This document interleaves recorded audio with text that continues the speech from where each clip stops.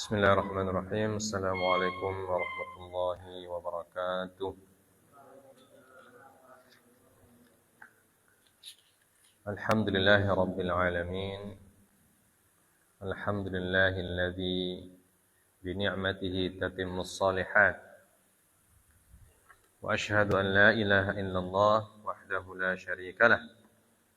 Wa asyhadu anna Muhammadan 'abduhu wa rasuluhu la nabiyya ba'dah. Allahumma salli wa sallim wa barik ala nabiyyina Muhammadin sallallahu alaihi wasallam wa ala alihi wa ashabihi wa man tabi'ahum bi ihsanin ila yaumiddin. Rabbi shrah li sadri wa yassir li amri wahlul 'uqdatam min lisani yafqahu qawli. Allahumma inna nas'aluka ilman nafi'a wa rizqan thayyiba wa amalan mutaqabbala. Kita kembali bersyukur kepada Allah Subhanahu wa taala.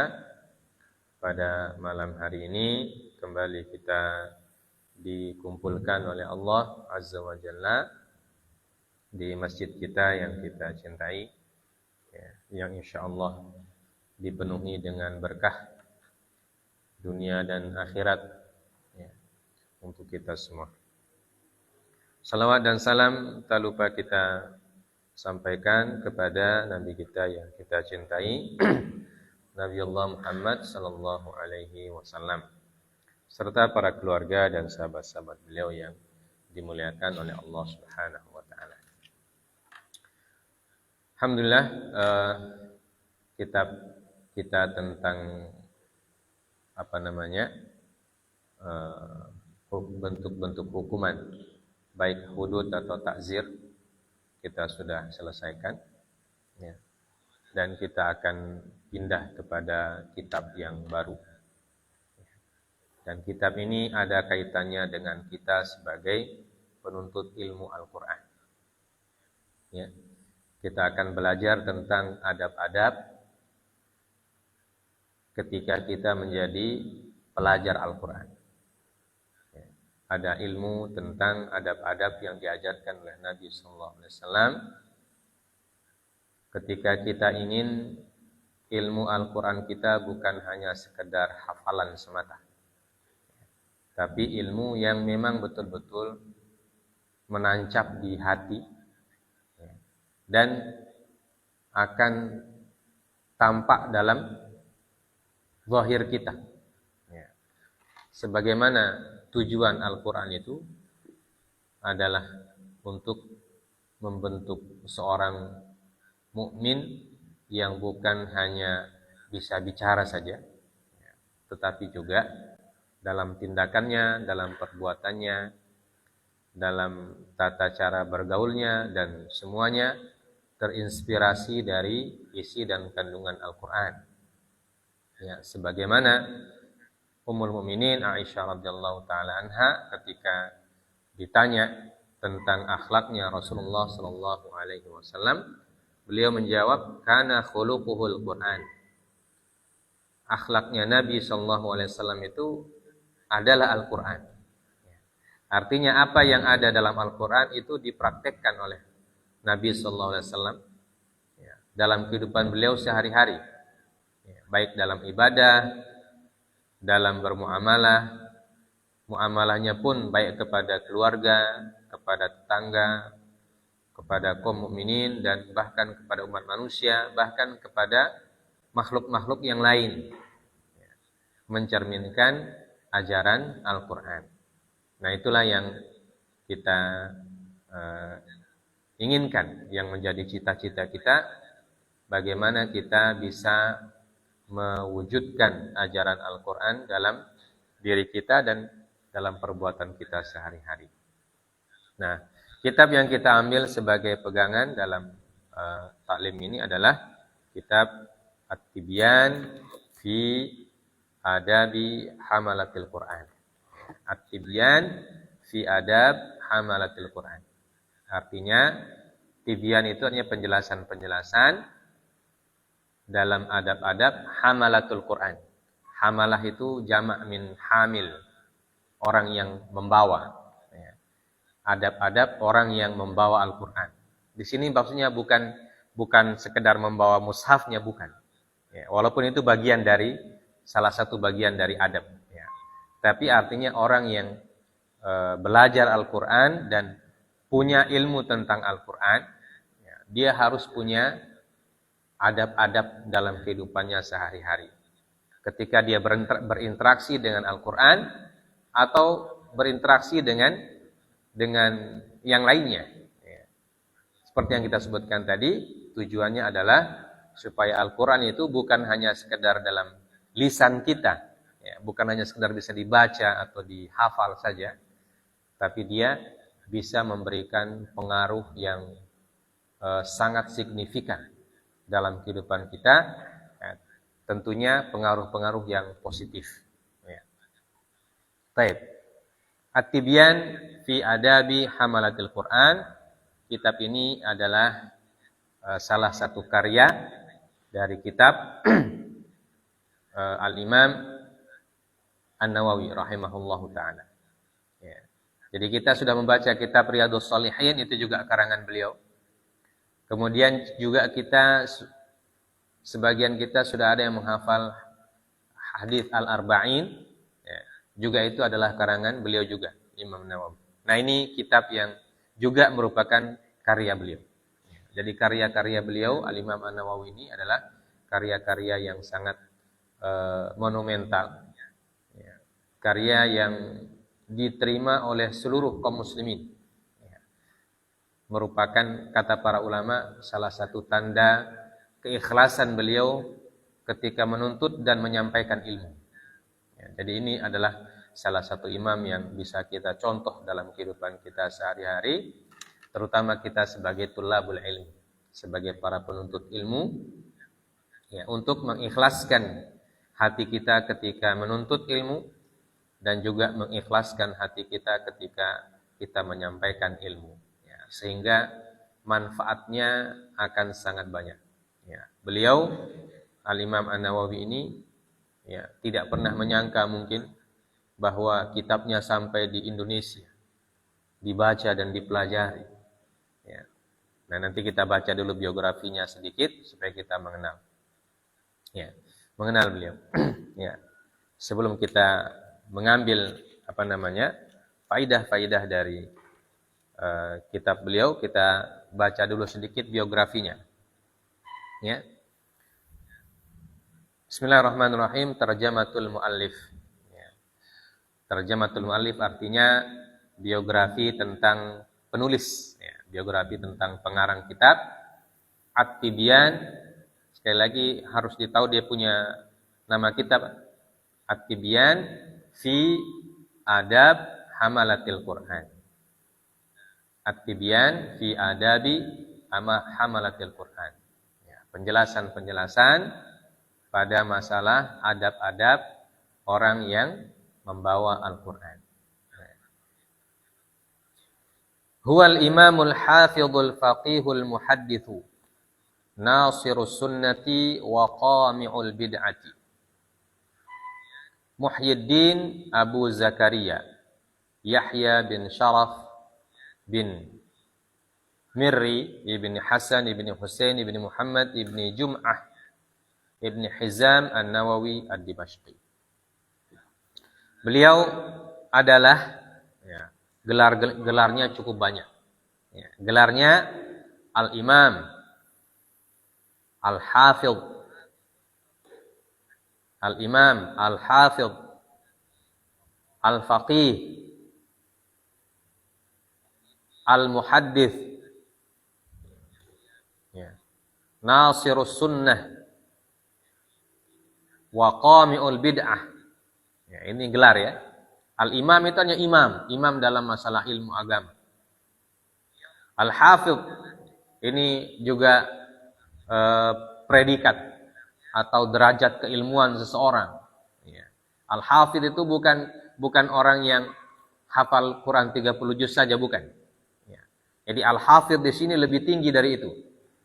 Jadi beliau bukan sekedar hafal Quran, hafal hadis, tapi juga faham, ya, yang mendalam pemahamannya, bahkan juga memahami dan menghafal perkataan-perkataan para imam sebelumnya, ya, baik dari kalangan para sahabat, tabi'in dan tabi'in dan guru-gurunya. Ya. Al-Hafidh dalam ilmu hadis adalah salah satu derajat kealiman yang sangat tinggi. Al-Faqih artinya ahli fiqih. Ya, dari kata fiqh. Faqih, beliau ini ahli fiqih. Jadi beliau menghafal Al-Quran dan menghafal hadis bukan sekedar hafal. Ya. Tapi faqih, memahami semua petunjuk-petunjuk yang ada dalam Al-Quran. Ya. Memahami ayat-ayatnya, memahami baik mufradatnya, kemudian hukum nahwu sarafnya, tafsirnya dan lain sebagainya. Ya, sebab nuzulnya dan semuanya. Itu disebut dengan faqih. Ya. Jadi faqih itu bukan sekedar orang yang bisa kalau ditanya hukum fikih begini dia jawab begini, tidak. Ya. Atau bukan orang yang sekedar membaca kitab fikih, bukan. Ya. Al-faqih itu orang yang ilmu fikihnya sangat mendalam. Ya. Al-muhaddits, ya, ahli hadis. Ya. Dan seorang disebut muhaddits berarti dia juga bukan hanya sekedar hafal dia punya hadis. Ya. Dia hafal dia punya redaksi hadis, dia hafal dia punya riwayat, ya, periwayat orang-orang yang ada dalam sanad.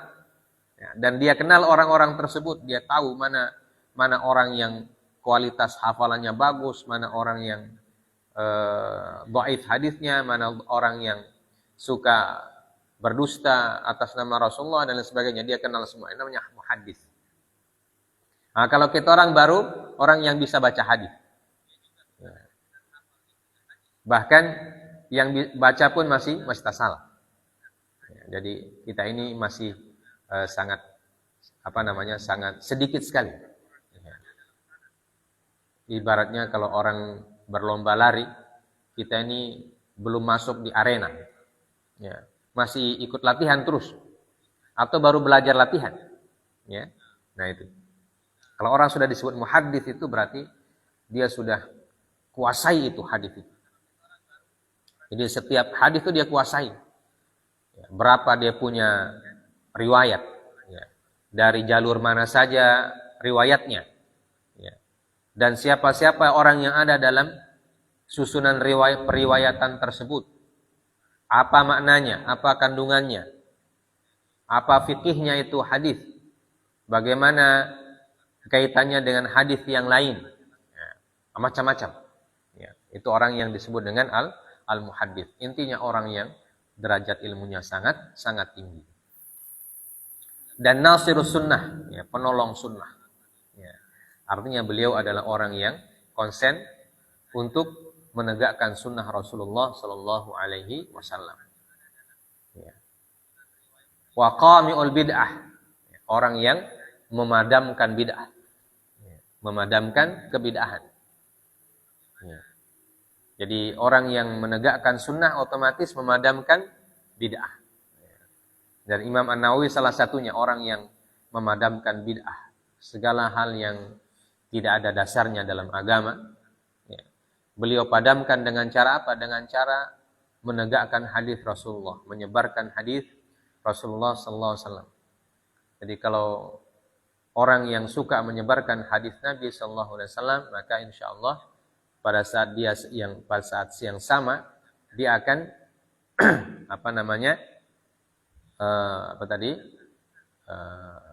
mengalahkan hal-hal yang bukan yang berasal dari agama Islam. Ya. Nasirus sunnah wa qami'ul bid'ah. Wa qamil bid'ah.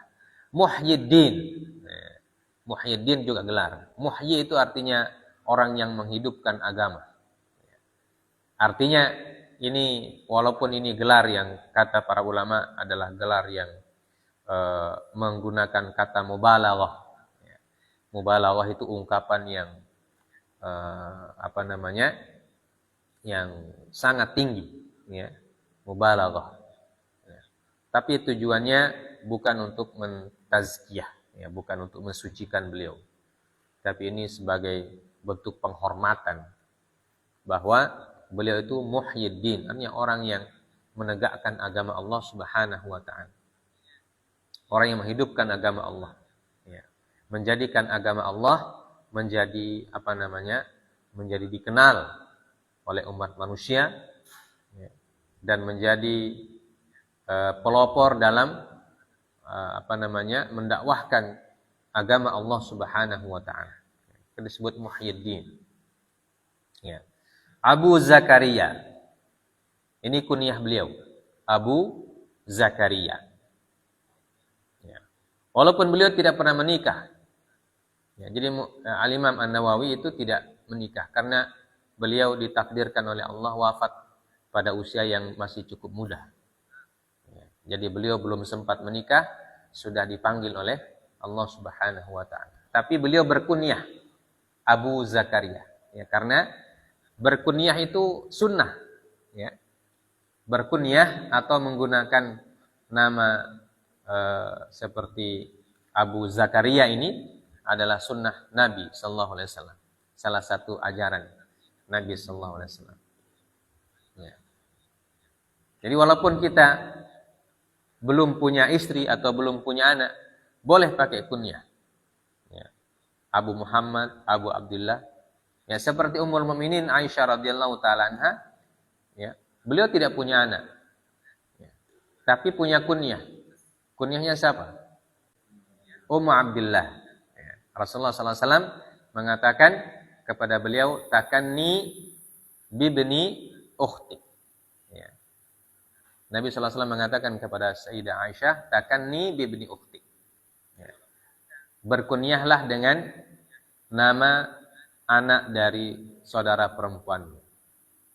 Anaknya siapa? Anaknya siapa Abdullah itu? Hah? Anaknya Asma radhiyallahu taala anha. Namanya Abdullah bin Az-Zubair. Ya, Abdullah bin Zubair itu keponakannya Ummul Mukminin Aisyah. Karena ibunya Asma adalah kakak dari Ummul Mukminin. Ya.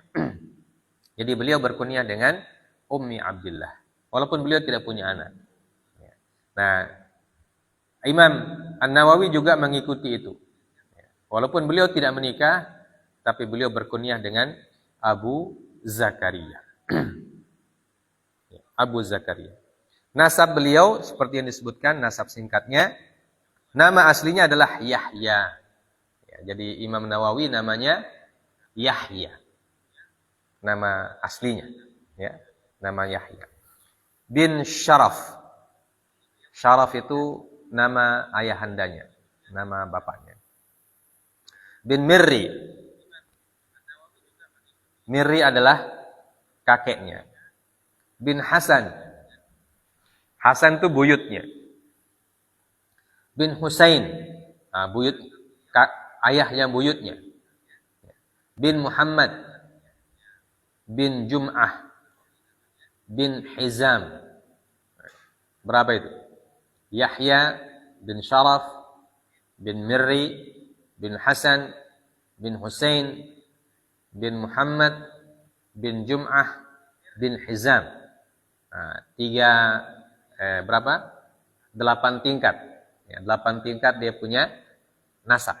Ya, jadi nama beliau Yahya bin Syaraf, bin Mirri, bin Hasan, bin Husain, bin Muhammad, bin Jum'ah, bin Hizam. Ya. An-Nawawi Ad-Dimashqi. An-Nawawi Ad-Dimashqi. Jadi An-Nawawi itu namanya apa? Laqab atau nisbah. Ya. Dari kata Nuwa. Nuwa itu nama desa. Ya. An-Nawawi artinya orang yang berasal dari Nuwa. Ya. Atau orang yang lahir di Nuwa. Ad-Dimashqi. Ad-Dimashqi dari kata Damaskus bahasa kita.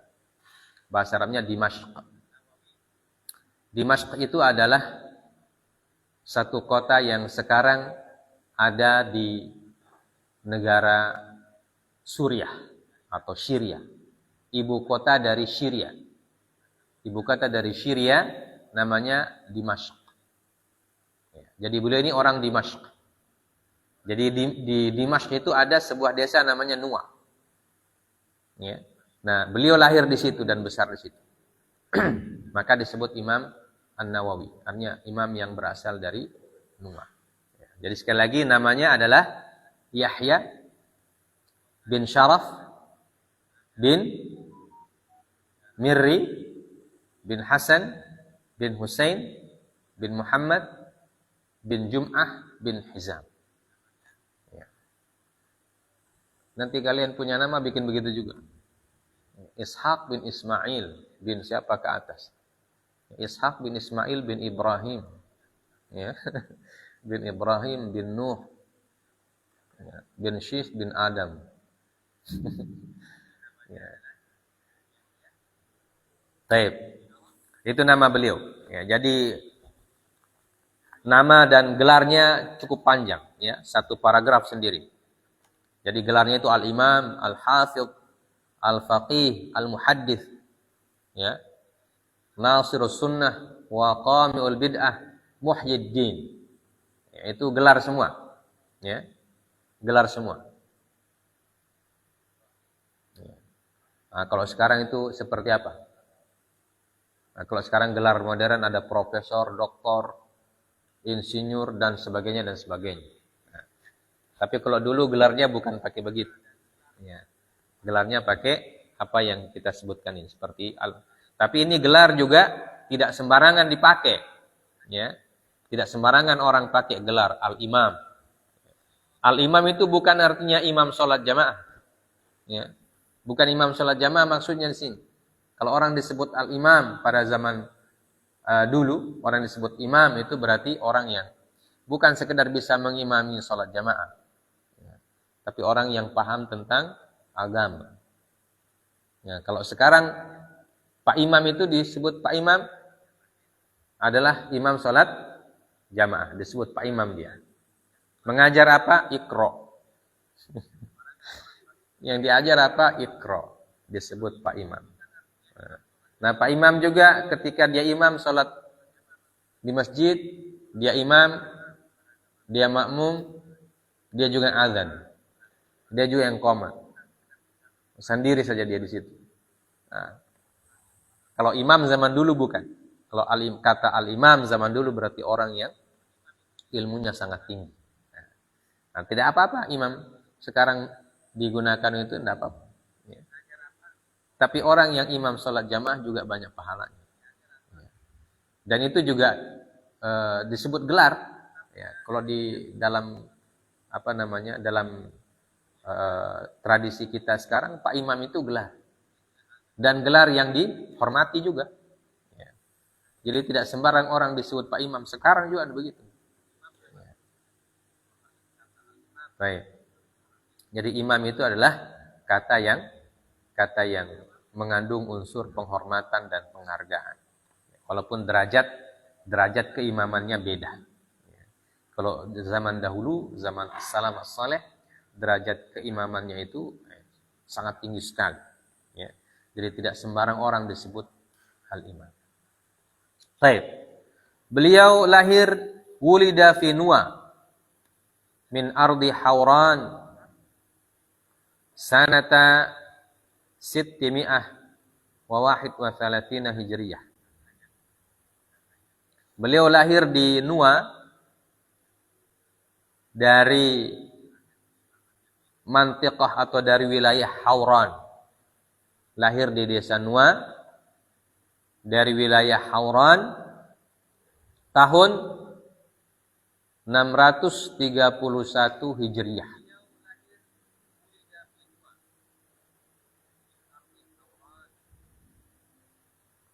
631 Hijriah atau abad ke-7. Ya, jadi beliau ini ulama abad ke-7 Hijriah. Ya. Jadi kalau Rasulullah itu kan abad pertama, ya kan? Abad pertama sampai siapa? As-salafus salih itu sampai abad keberapa? Tabi'in sampai abad keberapa?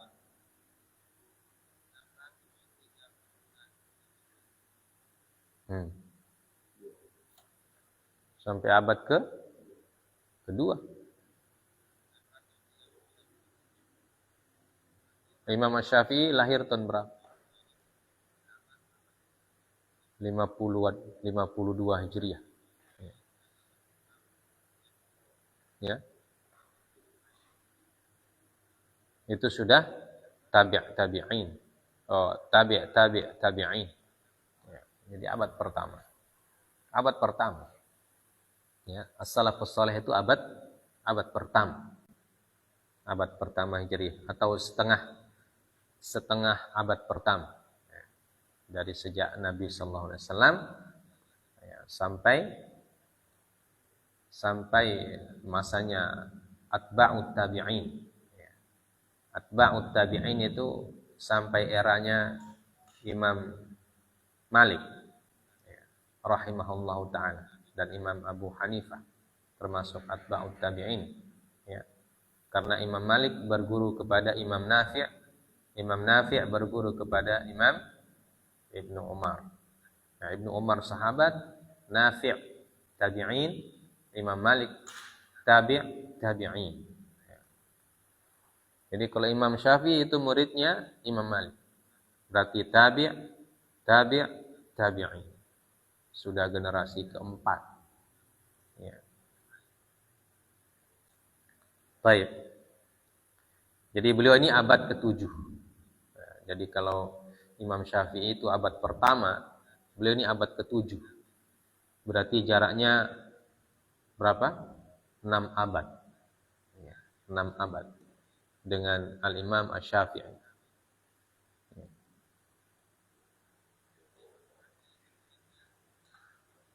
Wa kana Hizamu jadduhul a'la nazala al-Jawlan biqaryatin wa ala 'adatil Arab fa aqama biha wa razaqahu Allah ta'ala dzurriyyatan ila ansara minhum 'adadun kabir fa kana minhum hadzal imam.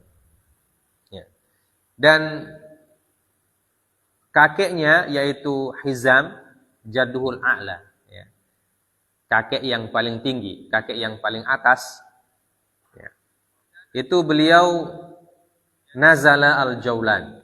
Nazala itu artinya seperti pindah ya. Pindah ke Jawlan. Al-Jawlan. Al-Jawlan ini salah satu daerah di Syria. Di desa Nuwa sebagaimana adatnya orang Arab. Ya, jadi orang Arab itu memang suka pindah. Ya. Memang orang yang suka pindah-pindah. Jadi kalau ketika kita bahas sirah dulu, ya kan? Ya, Arab itu ada berapa jenis? Nah, ada Arab musta'ribah. Ada Arab apa lagi? Yaman bukan. Ada Arab yang memang asli. Ya. Ada Arab musta'ribah. Apa lagi? Ada 3 jenis Arab itu. Tidak pernah dibaca catatan sirahnya. Ya. Arab musta'ribah itu Nabi Ismail itu termasuk Arab musta'ribah. Ya. Kalau Arab yang kuno, ada Arab kuno itu zamannya kaum Nabi Saleh dan Nabi Hud. Nah, itu Arab kuno. Ya. Kalau Arab musta'ribah itu Arabnya zamannya Nabi Ismail.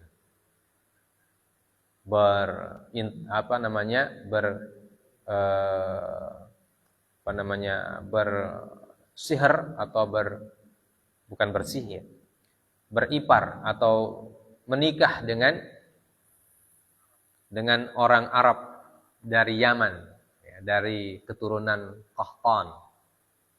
Ya, maka melahirkan Arab musta'ribah yang mendiami daerah Mekah. Ya. Itu namanya Arab musta'ribah. Nah, orang-orang Arab itu memang suka berpindah gitu. Suka berpindah. Maka di sini disebutkan ala adatil Arab. Ya, sebagaimana tradisi orang Arab. Jadi kakek beliau yang paling atas yaitu Hizam, ya, itu bukan asli di situ. Ya, tapi beliau pindah ke situ. Pindah ke daerah Al-Jaulan yang ada di desa Nuwa, daerah Haurad di Dimashq. Kemudian kakeknya tersebut diberikan rezeki oleh Allah Azza wa Jalla dzurriyyah, keturunan yang sangat banyak. Ya. Dan di antara keturunan tersebut Al-Imam An-Nawawi. Ya, jadi sudah berapa keturunan itu? 8. Ya. Jadi Al-Imam An-Nawawi itu keturunan ke-8. Ya, keturunan ke-8 dari Hizam. Ya, dari orang yang bernama Hizam. Kalau istilah kita 7 turunan. Nah, ini 8 turunan. Ya, 8 turunan.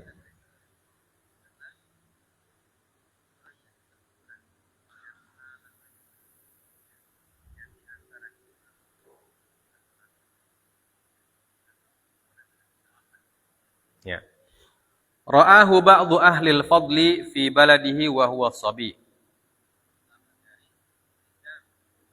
Fatafarrasa fihi an-najabah wad-dhaka. Wajtama'a bi abihi wa wassahu bihi. Wa harradahu ala hifdzil Qur'ani wal ilmi. Fabada bi hifdzil Qur'an. Wa akhadha yata'addabu ala aidi ahli al-fadli. Tarikan al-lahwa wal la'ib. Muqbilan ala qiraatil Qur'ani wa hifdzih. Ya. Wa laqad ra'ahu ba'dhum was-sibyanu yakrahunahu 'ala al-la'ibi yukrihunahu 'ala al-la'ibi ma'hum wa huwa yahru minhum wa yabki li ikrahihim. Ya. Dia disaksikan oleh ahlul fadl, oleh orang-orang yang punya yang punya derajat tinggi, orang-orang alim, ya. Ketika beliau masih kecil. Jadi ini ada kisah sedikit, ya. Jadi ketika beliau masih kecil, beliau ini dilihat oleh para ulama lah bahasa kita sekarang. Ya. Dilihat oleh para ulama, ya. Dan mereka melihat Imam Nawawi kecil ini punya an-najabah wa dzaka. Beliau punya kecerdasan. Dan an-najabah itu punya kelebihan lah, keistimewaan. Ya. Beliau punya kelebihan dan keistimewaan. Ya. Maka orang-orang pun menasihatkan kepada ayahnya, yaitu Syaraf, yang bernama Syaraf itu. Dinasihati, bagaimana dia dinasihati? Ayahnya ini dinasihati supaya apa? Supaya ayahnya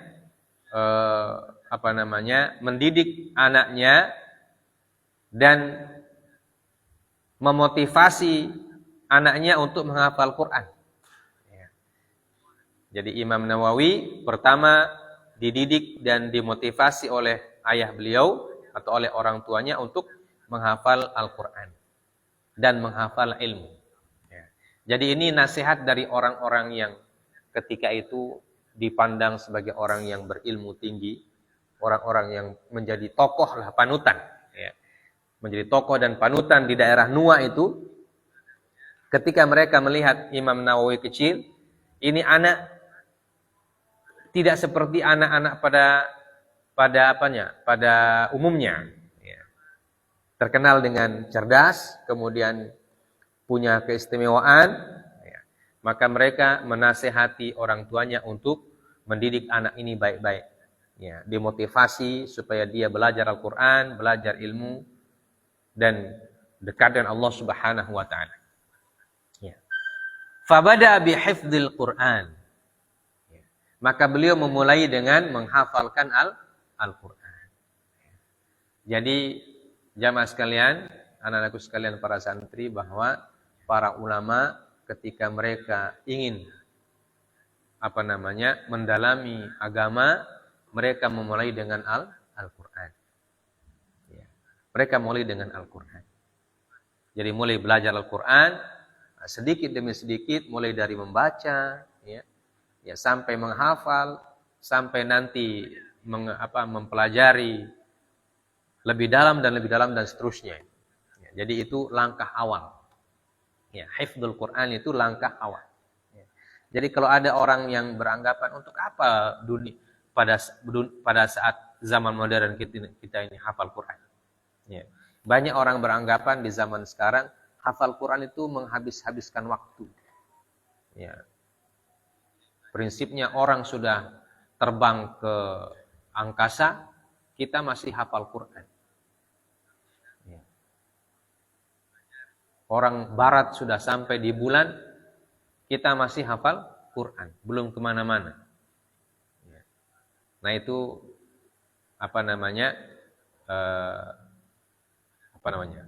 mindset, ya, pikiran sebagian orang di zaman modern. Padahal orang yang mengatakan begitu, dia tidak pernah ke bulan, tidak hafal Quran juga. Ya. Perhatikan ya. Orang-orang yang memandang remeh orang yang hafal Quran, mereka belum pernah juga pergi ke bulan, tapi tidak tahu juga Al-Quran. Ya, sehingga ada ustadz kami dulu, ya, beliau pernah disindir oleh seseorang, ya, ketika beliau mengajarkan tentang taharah, ya, tata cara bersuci, ya, mengajarkan taharah kepada tulab, kepada santri, mahasiswa dan lain sebagainya. Ada orang yang sindir beliau, katanya, bilang kalian ini orang sudah sampai di bulan, kalian masih belajar tata cara bersuci. Ya. Jadi seperti memandang enteng begitulah. Dia pandang enteng. Sudah sampai sekarang masih belajar bersuci terus.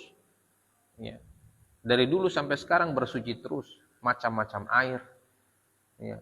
Air yang boleh dipakai bersuci, air yang suci, air yang najis, air yang itu terus. Dia bilang, orang sampai di bulan kalian masih belajar tentang air. Ya. Jadi Ustadz Ana bilang, dia tanya langsung, kamu pernah naik ke bulan? Bilang belum, jelas belum. Baru tahu tata cara bersuci? Bilang tidak. Nanti apa yang kamu punya kamu? Kamu hanya nyinyir saja bahasa sekarang. Hanya menyinyiri orang yang belajar. Ya. Bisamu cuma nyinyir. Kamu tidak punya apa-apa. Tidak tahu cara bersuci, tidak juga pergi ke bulan. Jadi masih lebih bagus kita masih belajar bersuci, ya. Walaupun belum sampai di bulan. Ya. Tapi sudah tahu cara bersuci, tahu cara berwudu, tahu cara beribadah. Ya. Nah itu nyinyiran sebagian orang. Nah itu sekarang juga begitu. Banyak orang yang nyinyir, untuk apa hafal Quran? Ya, untuk apa hafal Quran? Habiskan waktu saja katanya. Nah itu orang yang seperti itu tidak usah didengar. Ya.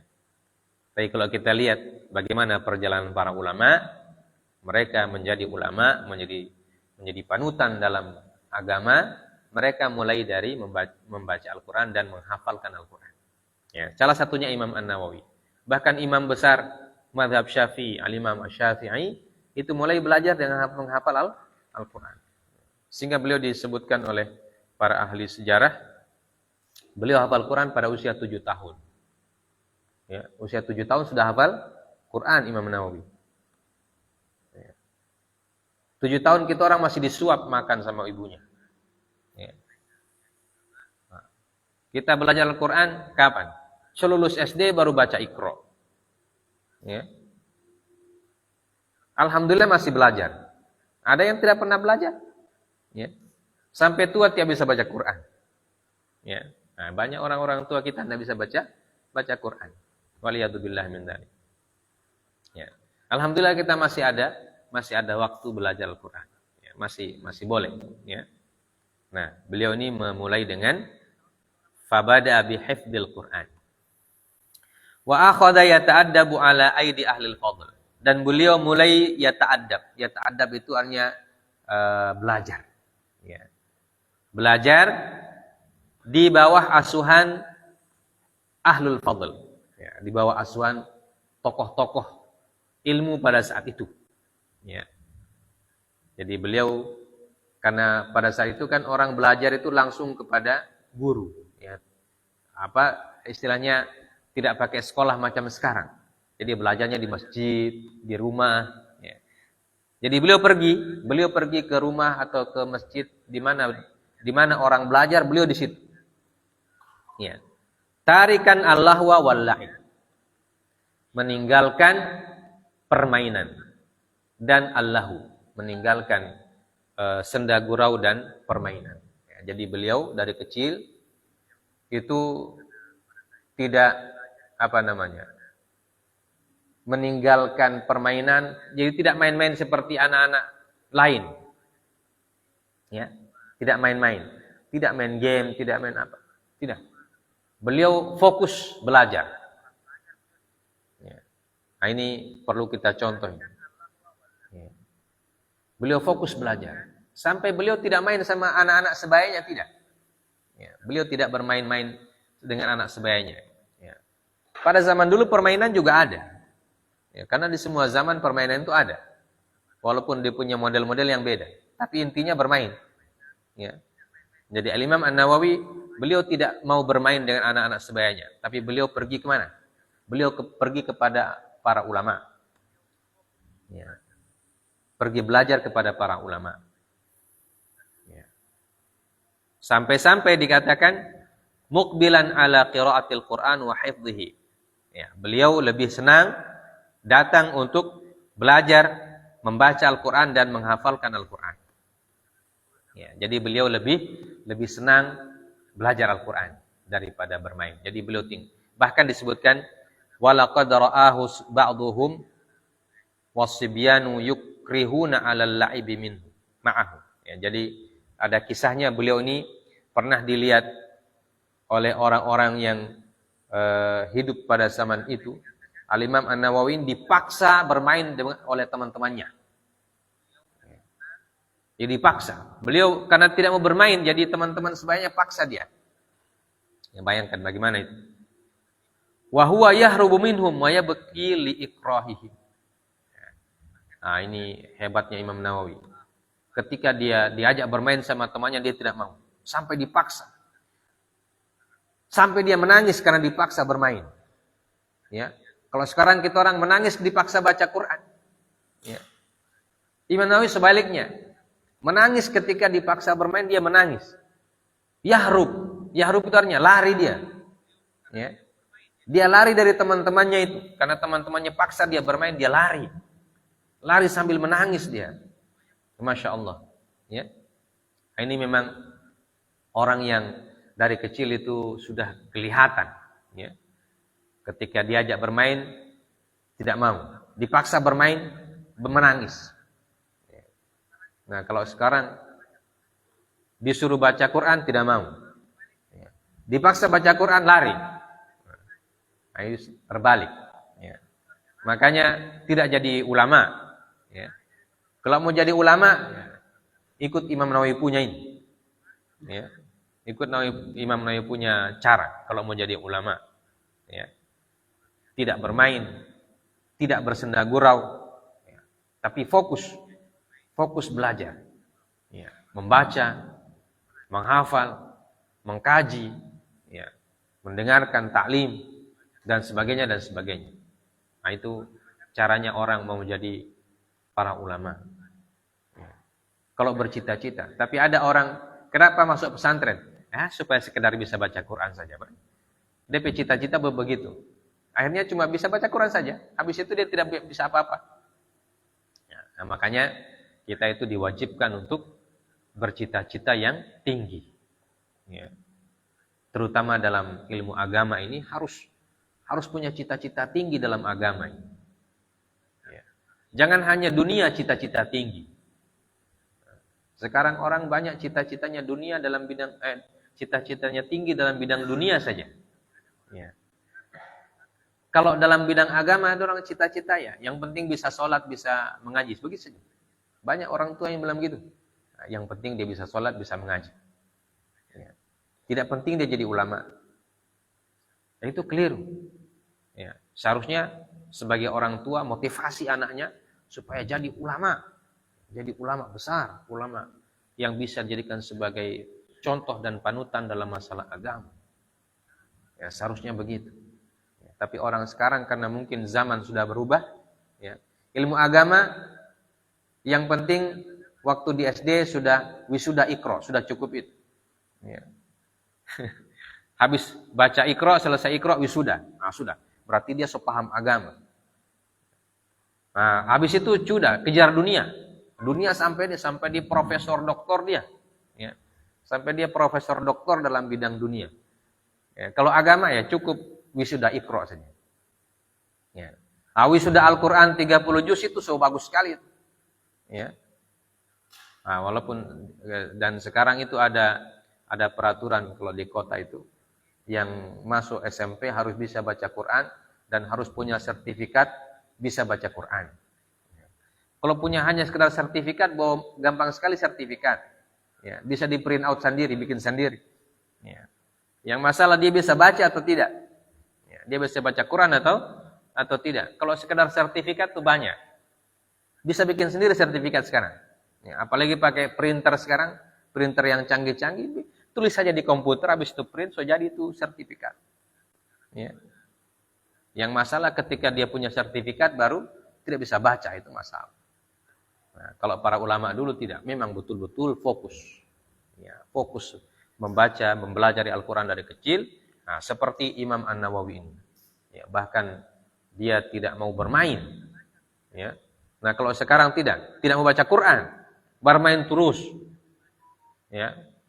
Kalau disuruh baca Quran, tidak mau. Bahkan sampai melawan orang tuanya. Tidak mau saya. Ya, ini. Makanya memang beda kita orang kualitas. Ya. Kualitas para imam zaman dahulu dengan orang sekarang itu beda sekali. Ya. Kalau sekarang itu tujuannya belajar supaya apa? Bagaimana saya belajar ketika sarjana, habis sarjana, dapat pekerjaan. Kalau dapat pekerjaan, dapat gaji.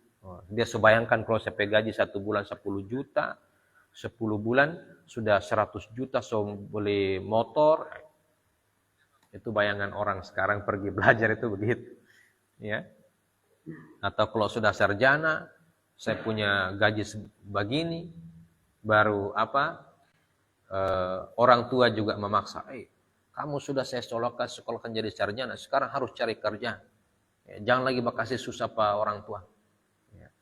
Bahkan ada orang tua yang bilang, ente harus bekerja, papa pedoi harus mau ganti. Dan seterusnya ya. Wallahul musta'an. Ya, kalau orang zaman dahulu, ya, orang tuanya motivasi dia belajar agama, belajar Al-Quran. Ya. Dikasih fasilitas.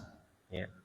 Bahkan Al-Imam Rabi'atul Ra'yi itu dikatakan dalam sejarahnya, konon dikatakan beliau diberikan uang berapa itu? 30.000 dinar. 30.000 dinar habis untuk beliau punya pendidikan. Ya, belajar agama. Ya, sampai jadi imam besar dan murid-muridnya jadi imam juga. Ya.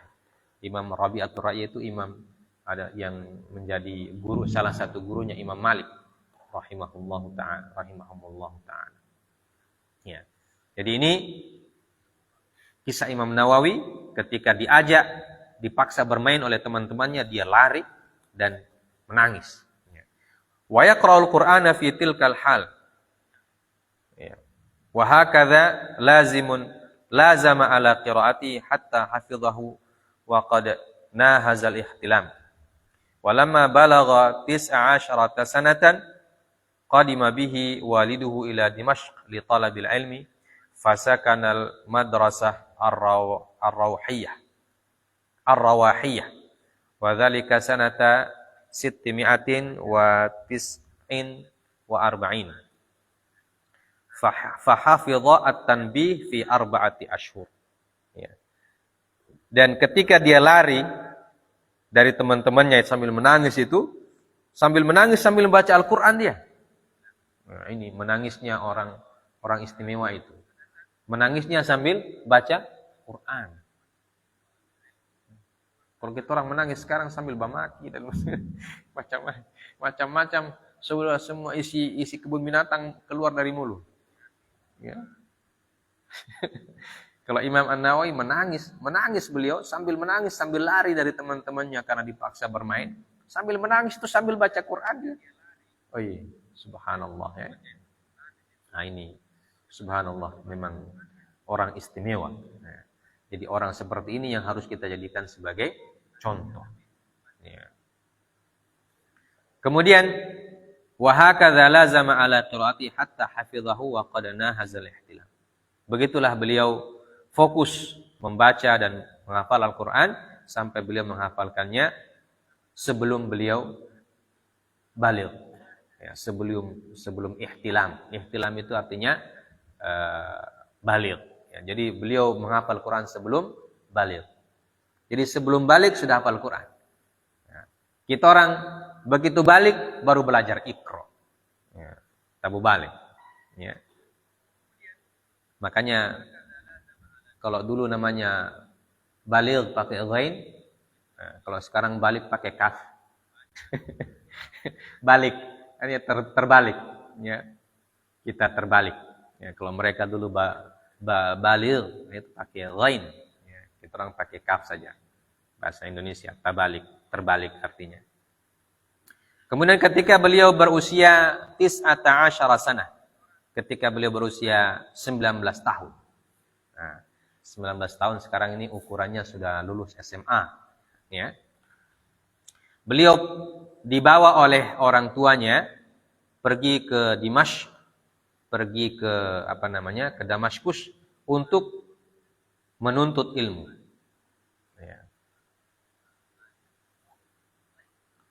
Di sebuah madrasah namanya Ar-Rawahiyah. Ya, madrasah Ar-Rawahiyah. Ya, madrasah Ar-Rawahiyah ini dinamakan madrasah, sudah disebut sebagai madrasah. Yang dibangun dan didirikan oleh Zakiyuddin Abul Qasim Hibatullah bin Muhammad Al-Ansari Al-Ma'ruf bibni Rawahah. Wa kana tajiran sahiba tharwatin qad tuwfiya sanata 922 wa qad darasa bihadhil madrasah Taqiyuddin Abu Amr ibn Salah Asy-Syahrazuri wa katsir min ulama ilal jilla. Wa kanat hadhil madrasah lasiqatul Jami' al-Umawi min jihati babihi syarqi. Wa qad asbahat al-an dawran lis-sakan wa kam min hadhil madaris allati awqafaha ahlul khairi zalat atharuha wa tasallatat 'alaiha aidi al-mukhtalisin wala haula wala quwwata illa billah. Jadi madrasah Ar-Rawahiyah ini didirikan oleh Abul Qasim Hibatullah bin Muhammad Al-Ansari yang dikenal dengan Ibnu Rawahah. Ya, dikenal dengan Ibnu Rawahah. Beliau adalah seorang tajir, ya, seorang dermawan sukses, bisnismen, ya, bisnismen sukses yang hartanya banyak. Jadi sebagian hartanya beliau darmakan untuk membangun sebuah madrasah. Ya. Jadi orang-orang kaya itu dulu banyak yang membangun sekolah. Ya, kalau sekarang disebut membangun sekolah atau pesantren. Jadi itu kebiasaan dari dulu dan kebiasaan baik. Ya. Dan beliau Ibnu Rawahah wafat pada tahun 622 Hijriah. Dan dalam madrasah ini banyak para ulama yang mengajar. Ya, di antaranya Abu Amr bin As-Salah Asy-Syahrazuri, ya, dan ulama-ulama yang lain. Dan madrasah ini adalah madrasah yang dibangun yang berdekatan dengan Jami' Al-Umawi. Masjid Jami' Al-Umawi. Masjid Jami' Al-Umawi itu ada di Dimashq, sampai sekarang masih ada. Ya, masjid besar, Masjid Jami' Al-Umawi. Sekarang jadi masjid negara. Ya, masjid negara. Ya, di situ ada menara putih yang disebutkan dalam hadis yang kita sudah sebutkan sebelumnya itu tentang turunnya Nabi Isa alaihissalatu wassalam. Dan madrasah ini min jihati babi syarqi. Ya, jadi ada di sebelah timur masjid Jami' Umawi. Jadi diwakafkan tanah, Ibnu Rawahah itu mewakafkan tanah, kemudian di tanah itu dibangunlah Madrasah Ar-Rawahiyah. Ya, disitulah Imam An-Nawawi belajar. Dan itu terjadi pada tahun 649 Hijriah, sedangkan Ibnu Rawahah wafat tahun 622 Hijriah. Maka beliau pertama-tama menghafal kitab At-Tanbih. Nah, kitab At-Tanbih beliau hafal dalam waktu berapa? Dalam waktu arba'atu asyhur wa nisf. Beliau menghafalnya dalam waktu 4 bulan setengah. 4 bulan setengah hafal kitab Tanbih. Masya Allah. Kita orang alhamdulillah bisa juga hafal matan apa? Matan apa pertama? Tuhfatul Atfal. Nah, masih bersyukur. Ya, alhamdulillah. Ya, kita masih bisa mengikuti jejaknya. Ya. Nah, walaupun mungkin kualitas kita masih jauh berbeda, beliau sudah hafal At-Tanbih, ya, kitab fikih. At-Tanbih ini kitab fikih dalam mazhab Syafi'i. Ya, nah, kita enggak apa-apalah hafal Tuhfatul Atfal dulu. Ya, habis itu Al-Ajrumiyah, kemudian habis itu apa? Al-Jazariyah. Habis itu Arba'in Nawawiyah. Enggak apa-apa. Nah, itu harus dan kita harus fokus, ya. Harus fokus dan tidak mengapa dan memang bersyukur juga. Ya. Bersyukur masih bisa hafal Tuhfatul Atfal. Ya. Orang yang lain masih atfal saja dia. Ya, tuhfahnya tidak ada. Atfalnya banyak. Atfal itu hanya anak kecil masih bermain. DP tuhfah tidak ada. Alhamdulillah kita orang sudah ada tuhfahnya. Ya.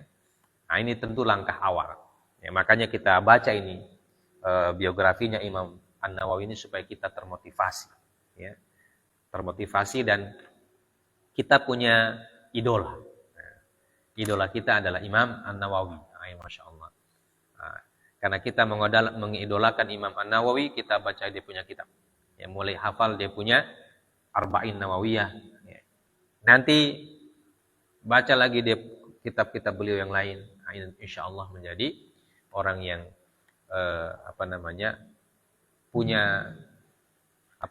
punya ilmu peninggalan warisan Imam An-Nawawi rahimahullah ta'ala. Ya. Nah, masih panjang dia punya biografi ini. Ya, insya Allah kita karena sudah sholat isya kita sampai sini dulu. Jadi biografinya ini mungkin kita akan baca dalam beberapa pertemuan. Ya, kita baca supaya kita punya idola. Ya. Jangan sampai yang idola kita sekarang buat cuma yang main game. Ya.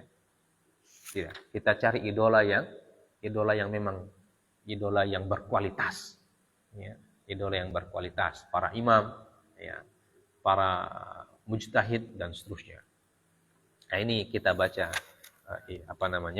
biografinya Imam An-Nawawi rahimahullah. Insyaallah kita lanjutkan pada pekan yang akan datang. Subhanakallah bihamdik asyhadu an la ilaha illa anta astaghfiruka wa atubu ilaik. Wassallallahu ala nabiyyina Muhammad wa ala alihi washabbihi wasallam. Wa akhiru da'wana alhamdulillahirabbil alamin. Assalamualaikum warahmatullahi wabarakatuh.